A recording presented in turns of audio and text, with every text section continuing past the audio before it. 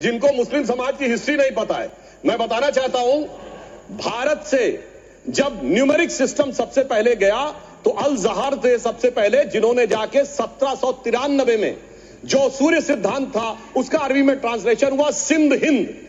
और हम बता रहे हैं हम किस तरह के मुस्लिम को साथ रखते हैं। डॉक्टर कलाम से बड़ा आलिम इस्लाम में साइंसदान नहीं हुआ, और आरिफ मोहम्मद खान साहब जो बिहार के गवर्नर हैं उनसे बड़ा आलिम फाजिल मुसलमान आज सियासी जमात में तो नहीं होगा, ये मैं दावे के साथ कह सकता हूं। मगर मैं बताना चाहता हूं सर, उसके बाद उन्होंने एक किताब लिखी, एक सर 10th सेंचुरी के मुस्लिम राइटर थे जिन्होंने किताब लिखी, उसका नाम था the compendious book of balancing and completion according to Hindu calculation, जिसको शॉर्ट में अल जब्र कहा गया और वहां से अलजबरा निकला। और सर उसके बाद अल ख्वारिज्म आया। और सर आज मेरे ख्याल से सदन के बहुत से लोगों को नहीं पता होगा, ये जो एल्गोरिथम वर्ड है ये अल ख्वारिज्म से आया हुआ है। एक जमाने में इस्लाम में बैतुल हिकमत था, यानी वो सबसे बड़ा हिकमत का केंद्र था। जब एक से एक लोग होते थे, बहुतों को नहीं पता होगा कि कोलंबस ने जिस नक्शे के थ्रू दुनिया ट्रेवल किया था वो बनाने वाला भी एक मुस्लिम था, अल इदरीसी। मगर सर एल्गोरिथम आज ऐसा बदला कि एआई के एज में दलगत भावना से ऊपर उठकर औरंगजेब के साथ खड़े हो गए। सर ये एल्गोरिथम किसने बदल दिया, ये मैं बताना चाहता हूं। इस पे थोड़ा सोचने की जरूरत है। इसलिए मैं कहता हूं मुस्लिम पॉलिटिक्स की सोच क्या थी, हमने किन मुसलमानों का साथ दिया है, मैं बताना चाहता हूं सर। वीर अब्दुल हमीद की शहादत की 50वीं वर्षगांठ 2015 में हुई।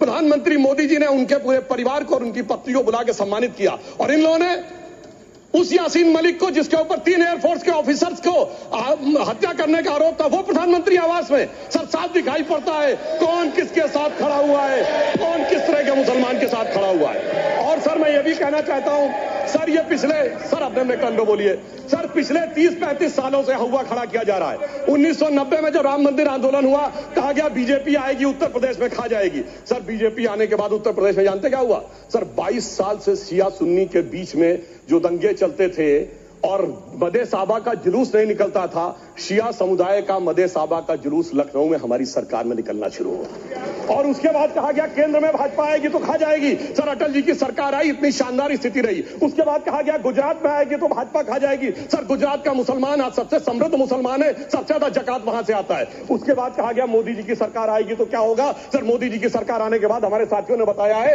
अल्पसंख्यक समुदाय के 70% लोग हैं जिनको किसी न किसी एक योजना का लाभ जरूर मिला है। और सर फिर कहा गया सीए आएगा तो नागरिकता छिन जाएगी।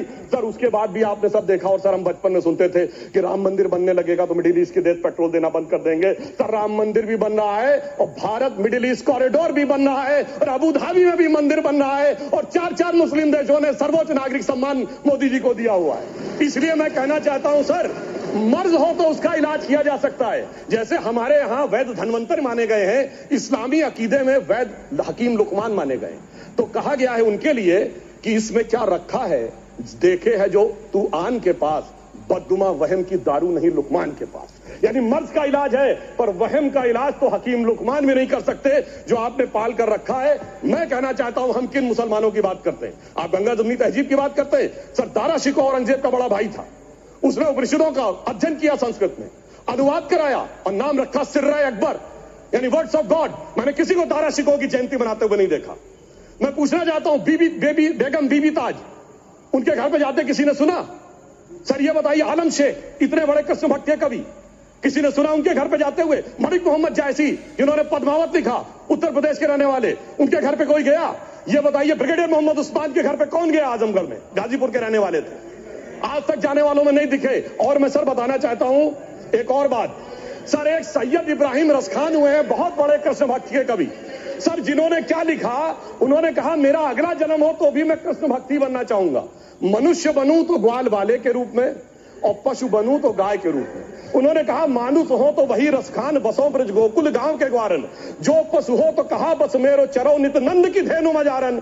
सर उन्होंने कहा गायों के बीच में नंद बाबा की गायों में जन्म लेना चाहूंगा।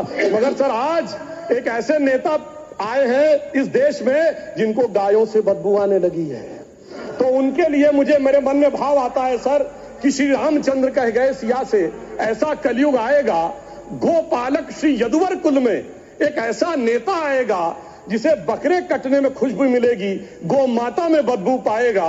रामचंद्र कह गए सिया से कैसा कलयुग आएगा।